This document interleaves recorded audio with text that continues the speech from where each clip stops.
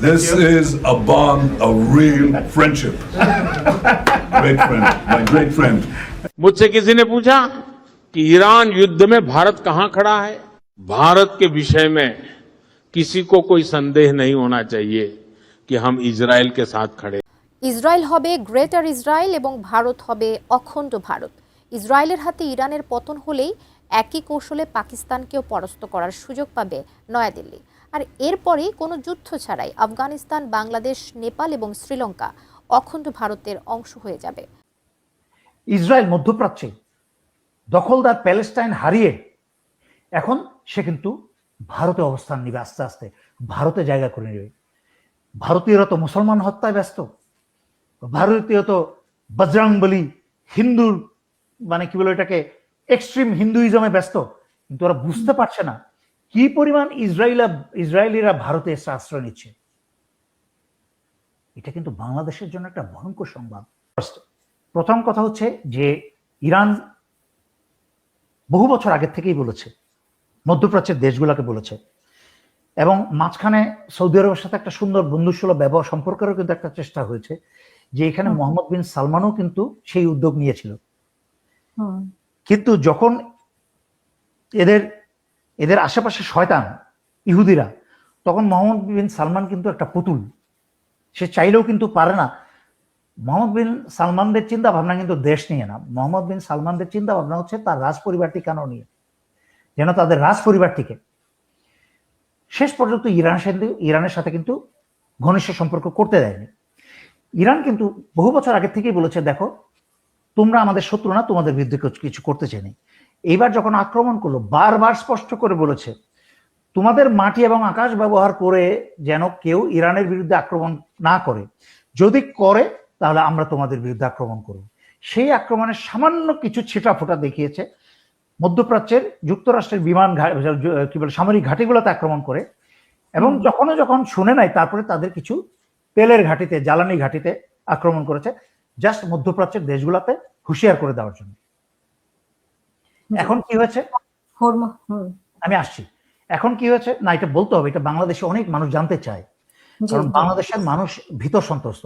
অনেক সময় আমি অনেক কথা বলি যেটা আপনি প্রশ্ন করেন নাই, কিন্তু আমি বাইরে গিয়ে উত্তরটা দিয়ে দিই, কারণ আপনার এই অনুষ্ঠানটা, আপনার আমার এই একসাথে যে প্রোগ্রামটা করছি, এটা একটা বৃহত্তর স্বার্থ আছে, আপনারও আছে, আমারও আছে। আমার স্বার্থ হচ্ছে যে যুদ্ধ হচ্ছে মিডল ইস্টে, কিন্তু বাংলাদেশের স্বার্থ কোথায়?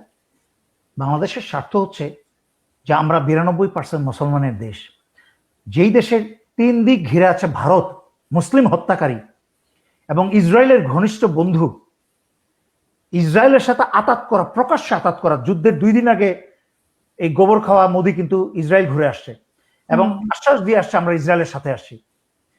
যখন শহীদ খোমেনিকে হত্যা করেছে, তখনও বলেছে আমরা ইসরায়েলের পাশে আছি। সুতরাং বাংলাদেশের যেই সব মানুষ এখনো ভারতকে বিশ্বাস করে, তাদের জন্মের ঠিক নাই, তাদের ধর্মের তো ঠিক নাই, তাদের জন্মেরও ঠিক নাই, সেই রাজনৈতিক দল হোক আর সাধারণ জনগণ হোক। বলার উদ্দেশ্য এসব কথা, কারণ আজকে বাংলাদেশের যুদ্ধ আসে নাই, যেটা একটু আগে বলেছি, অবিশ্বাসী আর বিশ্বাসীদের যুদ্ধ। এটা বৃহত্তর দৃষ্টিতে এই যুদ্ধ, যেখানে ইসরায়েল এখন মধ্যপ্রাচ্যে আর টিকতে পারবে না, ইসরায়েলের অস্তিত্ব মধ্যপ্রাচ্যে শেষ।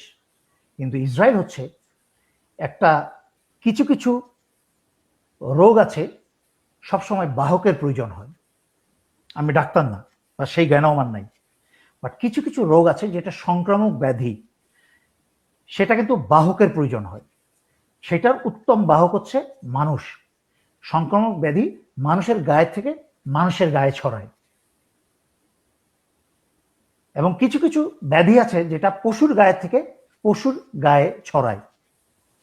তার মাঝখানে একটা ব্যাধি আছে, খুবই খারাপ ব্যাধি, সেটা শুকরের গায়ে থেকে, শুকর বা আমরা বাংলাদেশের বেটা বলে শুয়োর,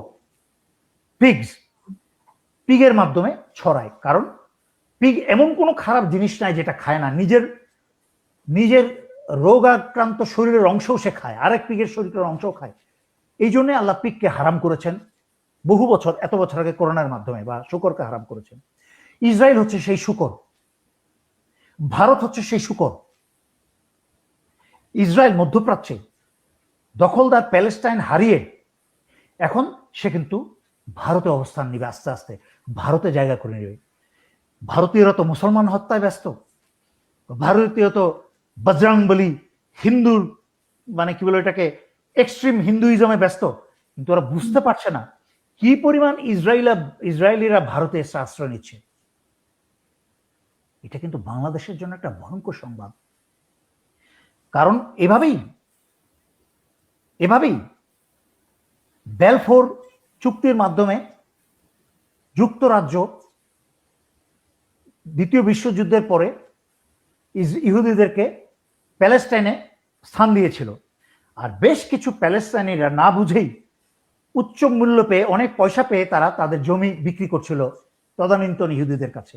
এভাবেই কিন্তু তাদের প্রসার প্রথমে আস্তে আস্তে বাড়ে। তখনও কিন্তু তারা দখলদার শুরু করে নাই। যখন প্যালেস্টাইনিরা জমি বিক্রি করতে শুরু, তখন ভারতে ইসরায়েলের আসে, এখন তারা ব্যবসা জমি জিরাত কিনতে শুরু করেছে এবং লোভী ভারতীয়রা কিন্তু জমি ব্যবসা বিক্রি করতে শুরু করেছে ওই প্যালেস্টাইন থেকে পালিয়ে আসা জায়নিস্টদের কাছে। আর এই জায়নিস্টদের আস্তানা কোথায় তৈরি হচ্ছে? বাংলাদেশের সীমান্তের পাশেই। বাংলাদেশিরা আরামের দিন কিন্তু শেষ।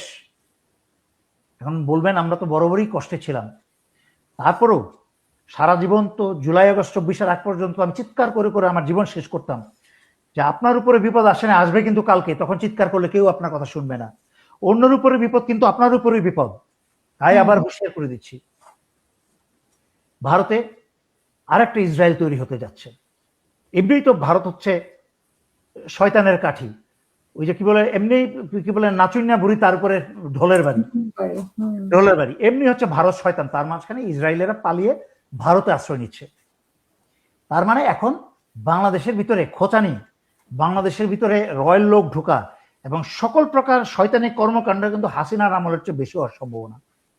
তাই সরকার থেকে আরম্ভ করে যারা দেশপ্রেমিক এবং ভালো মানুষ, বর্তমান সরকার যারা ক্ষমতায় আছেন,